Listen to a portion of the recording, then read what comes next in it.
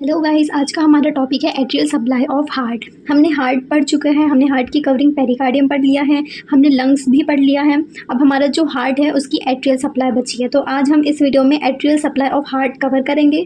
तो हमने एक बार होल एट्रियल सप्लाई पढ़ा था, हमारा वीडियो डला हुआ है होल एट्रियल सप्लाई का। तो उसमें हमने आयोटा की जो है मेजर ब्रांचेस देखी थी। सबसे पहले हमने देखा था कि वो असेंडिंग ब्रांच होती है। असेंडिंग ब्रांच से दो आर्टरीज निकलती है, right and left coronary arteries, और ये जो कोरोनरी आर्टरीज होती है यही हार्ट की एट्रियल सप्लाई होती है। देन आर्च ऑफ आयोटा होता है, तो आर्च ऑफ आयोटा की 3 मेजर ब्रांचेस होती हैं। राइट ब्रैकियोसेफेलिक आर्टरी, देन वो बाइफरगेट होती है 2 आर्टरी में, right subclavian and right common carotid artery. Then arch of aorta की सेकंड ब्रांच होती है left common carotid artery, left subclavian artery. उसके बाद में स्टार्ट होता है डिसेंडिंग आयोटा। तो आज हमें पढ़ना है असेंडिंग आयोटा ओनली, क्योंकि असेंडिंग आयोटा ही है, उसकी ही दोनों ब्रांचें जो कि हार्ट में एट्रियल सप्लाई प्रोवाइड करवाती है। जो हार्ट होता है हमारा, वो हमारे पूरे होल बॉडी में एट्रियल सप्लाई प्रोवाइड करवाता है। सारा ब्लड हार्ट ही पंप करता है हमारे सारे बॉडी ऑर्गन्स में। तो हार्ट की एट्रियल सप्लाई होती है कोरोनरी आर्टरी। तो आज हम कोरोनरी आर्टरी ही पढ़ेंगे जो कि असेंडिंग आयोटा की ब्रांच है। तो एट्रियल सप्लाई ऑफ हार्ट, तो कोरोनरी आर्टरीज होती है। The heart is supplied by 2 coronary arteries arises from the ascending iota. Ascending iota से 2 कोरोनरी आर्टरीज अराइज होती हैं जो कि हार्ट में सप्लाई करवाती है। Both arteries run in the coronary sulcus. जो दोनों कोरोनरी आर्टरीज होती है वो अपने कोरोनरी सल्कस में ही रन करती है। तो हम दोनों कोरोनरी आर्टरीज को पढ़ेंगे, right and left coronary artery. मैंने डिफ्रेंशिएट किया है दोनों को। अगर आप चाहे तो सिंगल सिंगल भी लिख सकते हैं। अगर आपकी यूनिवर्सिटी एग्जाम में क्वेश्चन आए और आपको पेज कवर करने के लिए राइट कोरोनरी आर्टरी का पूरा लिखिएगा, उसके बाद में लेफ्ट कोरोनरी आर्टरी लिखिएगा। मैंने दोनों को कंपैरिजन किया क्योंकि आपको पता होना चाहिए कि राइट का क्या काम है, लेफ्ट का क्या काम है, लेफ्ट कहाँ रहती है, राइट कहाँ रहती है। ठीक है, तो right coronary artery, the right coronary artery is smaller than the left coronary artery. जो राइट कोरोनरी आर्टरी होती है वो लेफ्ट कोरोनरी आर्टरी से स्मॉल होती है। जो राइट कोरोनरी आर्टरी होती है वो अराइज होती है एंटीरियर आयोटिक साइनस से। देन लेफ्ट कोरोनरी आर्टरी जो होती है वो लार्जर होती है राइट कोरोनरी आर्टरी से। अभी देखा कि राइट वाली छोटी होती है, लेफ्ट वाली बड़ी होती है। ठीक है, फिर राइट वाली जो है ये एंटीरियर आयोटिक साइनस से अराइज होती है, और जो लेफ्ट वाली कोरोनरी आर्टरी होती है वो लेफ्ट पोस्टीरियर आयोटिक साइनस से अराइज होती है। तो अब हम राइट कोरोनरी आर्टरी के कोर्सेज देखेंगे। तो इसकी थ्योरी पढ़ लेते हैं, उसके बाद में हम आपको डायग्राम में समझाएंगे। It first passes forward and to the right and emerge the surface of heart between the root of pulmonary trunk and right auricle. ये देखिए, ये है राइट ऑरिकल, ये राइट एट्रियम है। तो यहाँ पे इसका जो एक्सटेंड वाला पार्ट है, मीन्स जो लेफ्ट साइड में जो पार्ट गया है उसका थोड़ा, वो होता है राइट ऑरिकल। तो राइट ऑरिकल और ये है पल्मोनरी ट्रंक। इन दोनों के जंक्शन से निकल रही है हमारी राइट कोरोनरी आर्टरी, जो कि पहले सामने की तरफ आ रही है, फॉरवर्ड आ रही है, देन वो राइट में मुड़ जा रही है। कहाँ पे मुड़ जा रही है, किस सरफेस में, ये है सरफेस ऑफ हार्ट। तो कोरोनरी आर्टरी स्टार्ट होती है एंटीरियर आयोटिक साइनस से, pulmonary trunk and right auricle के जंक्शन से स्टार्ट होते हुए वो सामने आती है forward and to the right. जब वो राइट में जाती है तो फिर वो हार्ट की सरफेस से इमर्ज हो जाती है। ठीक है, सेकंड पॉइंट है इसका, it run downward in right anterior coronary sulcus to the junction of the right and inferior border of heart. It means, ये जो है मैं आपको इस डायग्राम से दिखाऊंगी कि जो हमारी आर्टरी है वो पहले आ गई राइट की तरफ में आ गई, सबसे पहले सामने आई, देन राइट में आई। तो राइट में आने के बाद में कहा हुआ कि ये जो जंक्शन है ये राइट बॉर्डर है और ये इंफीरियर बॉर्डर है।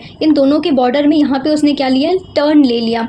कैसा टर्न ले लिया, यहाँ पे एंटीरियर कोरोनरी सल्कस है, उसके जंक्शन में जो बॉर्डर है वो, उसके जंक्शन में आर्टरी जो है वो नीचे आई और वहाँ से वो उसने टर्न ले लिया। और टर्न होने के बाद में उसने किया है ये पोस्टीरियर इंटरवेंट्रिकुलर ग्रूव या इंटरवेंट्रिकुलर ब्रांच दे दी आर्टरी की। ठीक है, फिर ये जो कोरोनरी आर्टरी है, जो सेकंड वाली जो है, जो राइट बॉर्डर और इंफीरियर बॉर्डर से जंक्शन से मुड़ी है, वहाँ से फिर वो चली जाती है एपेक्स की तरफ। तो ये होती है इसकी मेजर ब्रांचेस, और 2 मेजर ब्रांचेस होती है। एक जो एंटीरियर पार्ट में होती है उसको कहते हैं मार्जिनल ब्रांच, और ये जो पोस्टीरियर में जो निकल के जा रही है ये होती है पोस्टीरियर इंटरवेंट्रिकुलर ब्रांच। तो ये 2 मेजर ब्रांचेस होती है राइट कोरोनरी आर्टरी की। ठीक है, फिर थर्ड पॉइंट है इसका, winds round the inferior border to reach inferior surface of heart. It run backward and left in the right posterior coronary sulcus. देखो, ये है उसका कोरोनरी सल्कस, सबसे पहले सामने आई, देन उसके बाद में वो राइट की तरफ मुड़ गई, तो ये सरफेस ऑफ हार्ट में हुआ। ठीक है, उसके बाद में फिर ये नीचे गई, कहाँ पे, जंक्शन में गई, राइट बॉर्डर और इंफीरियर बॉर्डर के जंक्शन में गई। जबकि ये जो हार्ट है ये थोड़ा स्ट्रेट है, जबकि हार्ट जो होता है उसका एपेक्स ऐसा होता है। ठीक है, ये करेक्ट डायग्राम है, बट यहाँ पे 3D एनिमेशन में आपको करेक्ट नहीं दिख रहा है, इसलिए आपको लग रहा है कि ये राइट बॉर्डर है, बट ये जो है ये इंफीरियर बॉर्डर है और ये डायफ्रामेटिक सरफेस होता है। ठीक है, ये इंफीरियर बॉर्डर है और इधर पे राइट बॉर्डर है। ठीक है, तो यहाँ पे इसके जंक्शन में जो है वो राइट कोरोनरी सल्कस से होते हुए उसके जंक्शन में चली जाती है। उसके बाद में ये जो है इसी के राइट कोरोनरी सल्कस से होती हुई ये इसके पोस्टीरियर पार्ट में आ जाती है। और ये पोस्टीरियर पार्ट में जब आती है तो पोस्टीरियर पार्ट में होता है राइट पोस्टीरियर कोरोनरी सल्कस। तो यहाँ पे कोरोनरी सल्कस में वेंट्रिकुलर ग्रूव भी होते हैं प्रेजेंट, और यहाँ से फिर वो चली जाती है लेफ्ट साइड में, और फिर इसका टर्मिनल पार्ट जो होता है वो लेफ्ट कोरोनरी आर्टरी से मिलकर के एनास्टोमोसिस कर लेता है। ठीक है, तो आई विश कि आपको राइट कोरोनरी आर्टरी का कोर्स समझ में आया होगा। मैं आपको फिर से एक्सप्लेन कर दे रही। सबसे पहले root of pulmonary trunk and right auricle से के जंक्शन से निकलती है, फॉरवर्ड आती है, देन राइट में जाती है, तो फिर वो सर्फेस ऑफ हार्ट में एनास्टोमोसिस होती है। उसके बाद में फिर ये नीचे आती है, तो राइट बॉर्डर और इंफीरियर बॉर्डर के जंक्शन में वो हार्ट में कनेक्ट होती है एंटीरियर कोरोनरी सर्कस से। फिर एंटीरियर कोरोनरी सर्कस से होते हुए वो पीछे की ओर जाती है, तो इंफीरियर बॉर्डर ऑफ हार्ट में जाती है, फिर वो पीछे जाती है, देन वो लेफ्ट पोस्टीरियर कोरोनरी सर्कस से हो जाती है। देन उसका जो टर्मिनल पार्ट होता है वो लेफ्ट कोरोनरी आर्टरी से एनास्टोमोसिस करते हैं। ये आपको दिख रहा है, ये उसका टर्मिनल पार्ट है, और यहाँ से आएगी लेफ्ट कोरोनरी आर्टरी, दोनों मिलकर के एनास्टोमोसिस करते हैं। फिर जो सेकंड पॉइंट मैंने बताया था कि जब वो राइट कोरोनरी आर्टरी जो है राइट कोरोनरी सर्कस से जो जाती है वहाँ पे वो दो ब्रांचेस देती है। एंटीरियर साइड में वो ब्रांचेस देती है मार्जिनल ब्रांच, जो कि उसकी लार्ज ब्रांचेस में आती है, और पोस्टीरियर साइड में जो ये दिख रही है ये होती है पोस्टीरियर इंटरवेंट्रिकुलर ब्रांच। तो ये दो मेजर ब्रांच हैं जो कि लार्ज ब्रांच है जो राइट कोरोनरी आर्टरी देती है। उसके बाद में कुछ स्मॉल ब्रांचेस भी देती है। ठीक है, लेफ्ट कोरोनरी आर्टरी का कोर्स देखेंगे। The artery first run forward and to left and emerge between the pulmonary trunk and left auricle. तो ये भी जो आर्टरी है ये असेंडिंग आयोटा की ब्रांच है, ये वहीं से अराइज होती है। कहाँ पे? लेफ्ट ऑरिकल और पल्मोनरी ट्रंक के जंक्शन से, वहाँ से अराइज होने के बाद में फिर ये लेफ्ट साइड जाती है और उसके लेफ्ट सरफेस में इमर्ज हो जाती है। फिर लेफ्ट सरफेस में इमर्ज होने से पहले ये जो आर्टरी है इसमें एंटीरियर इंटरवेंट्रिकुलर ब्रांच प्रेजेंट करती है, मतलब कि दे देती है, जो कि एंटीरियरली रन करता है, और ये उसकी मेजर ब्रांच भी होती है एंटीरियर इंटरवेंट्रिकुलर ब्रांच। ये जो ब्रांच दिख रही है आपको इतनी बड़ी सी, ये एंटीरियर इंटरवेंट्रिकुलर ब्रांच होती है जो कि एंटीरियर सरफेस में होती है। यहीं से लेफ्ट कोरोनरी आर्टरी जो है वो अराइज हुई है। यहाँ से anterior interventricular branch large branch होती है इसकी, जो ये दे देती है एंटीरियर सरफेस में, और इसी की पोस्टीरियर में रहती है ये वाली जो ब्रांच है, ये होती है डायगोनल ब्रांच होती है, जो कि लार्ज होती है। लार्ज दिख रही ना, तो ये मेजर ब्रांचेस होती है। तो ये फिर हमारे मैं ये हटा दे रही, तो देखिए यहाँ से ये सर्कमफेलेक्स बनाया, ये लेफ्ट कोरोनरी सल्कस से होते हुए ये लेफ्ट की साइड में चलेगी, देन सर्कमफेलेक्स आर्टरी बना दिया उसने। देन उसके बाद में it give the anterior interventricular branch and run downward. ठीक है, ये फिर इंटरवेंट्रिकुलर ब्रांच देती है जो कि नीचे की तरफ जाता है। After giving off the anterior interventricular branch the artery runs to the left and the inter left anterior coronary sulcus. जब उसने ये ब्रांच दे दिया एंटीरियर वेंट्रिकुलर ब्रांच, उसके बाद में वो लेफ्ट की तरफ गया, सर्कमफेलेक्स आर्टरी बनाया, और फिर ये लेफ्ट एंटीरियर कोरोनरी सर्कस से होते हुए लेफ्ट साइड में चली गई। उसके बाद में it binds around the left border of the heart and continue in the left posterior coronary sulcus. जब वो लेफ्ट कोरोनरी सर्कस से कंटिन्यू होती है, देन उसके बाद में फिर वो और नीचे ब्रांच देती है पोस्टीरियर सर्फेस में, जो कि ये है पोस्टीरियर वेंट्रिकुलर ग्रूव, वहाँ से होती हुई इसकी ब्रांच निकलती है लार्ज डायगोनल ब्रांच। ठीक है, तो ये इसका कोर्स है लेफ्ट वाली कोरोनरी आर्टरी का। तो आई विश कि आपको ये समझ में आया होगा। तो ये हमारा right and left coronary artery के कोर्सेस हो गए। अब हम इसकी ब्रांच देखेंगे, तो इसमें कुछ लार्जर ब्रांच और स्मॉलर ब्रांच है। जो राइट कोरोनरी आर्टरी है उसकी लार्ज ब्रांच मैंने दिखाया था कि मार्जिनल ब्रांच होती है और पोस्टीरियर इंटरवेंट्रिकुलर ब्रांच होती है। ठीक है, फिर स्मॉलर ब्रांच जो होती है नोड्यूल्स इन 60%, इसमें नोड्यूल्स प्रेजेंट होते हैं। राइट एट्रिया, इन्फेंटिबुलर एंड टर्मिनल होता है। ठीक है, और लेफ्ट और राइट कोरोनरी आर्टरी जो वो एनास्टोमोसिस करती है। देन लेफ्ट कोरोनरी आर्टरी की जो लार्ज ब्रांच होती है ये भी मैंने दिखाया, जो एंटीरियर साइड में होती है वो एंटीरियर इंटरवेंट्रिकुलर ब्रांच होती है, और जो पोस्टीरियर साइड में होती है वो होती है डायगोनल ब्रांच। ठीक है, फिर इसकी स्मॉलर ब्रांचेस में left atrial, pulmonary and terminal. ठीक है, तो ये इसकी ब्रांचेस हो गई।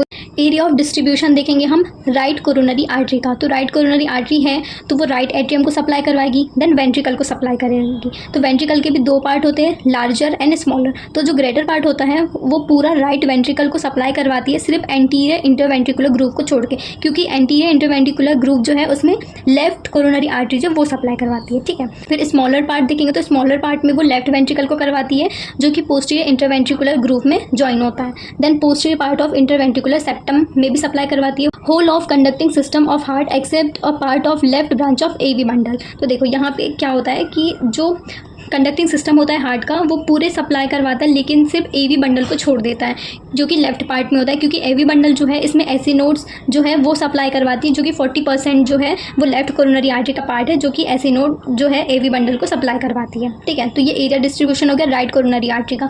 देन लेफ्ट कोरोनरी आर्टरी का एरिया डिस्ट्रीब्यूशन देखेंगे। अब लेफ्ट वाली है तो लेफ्ट एट्रियम में तो सप्लाई करवाएगी। देन इसके भी वेंट्रिकल में दो पार्ट होते हैं, ग्रेटर पार्ट और smaller part.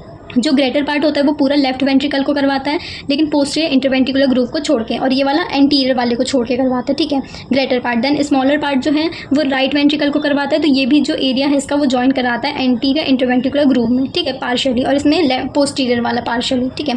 Then anterior part of interventricular groove और सेप्टम जो है उसमें सप्लाई करवाता है, and the part of left branch of the AV bundle के लेफ्ट ब्रांच में भी सप्लाई करवाता है, ठीक है। अब मैं आपको, ये तो हमारा जो एट्रियल सप्लाई है वो हो चुका है, लेकिन ये कुछ टर्म्स हैं जो आपको समझने हैं, जैसे कि कार्डिक डोमिनेंट। अब डोमिनेंट का मतलब आप समझते हैं कि जो चीज़ डोमिनेंट होती है वो अपने फीचर्स को बहुत ज़्यादा इजीली एक्सप्रेस कर। देन रिसेसिव की बात करें तो जो रिसेसिव होता है उसके सिम्टम्स, साइन, ये सब चीज़ हमें दिखाई नहीं देती है, लेकिन जो डोमिनेंट होता है तो डोमिनेंट का हमें सब कुछ पता चल जाता है कि हाँ उसमें ये फीचर्स है। अब हम पढ़ेंगे कार्डिक डोमिनेंस।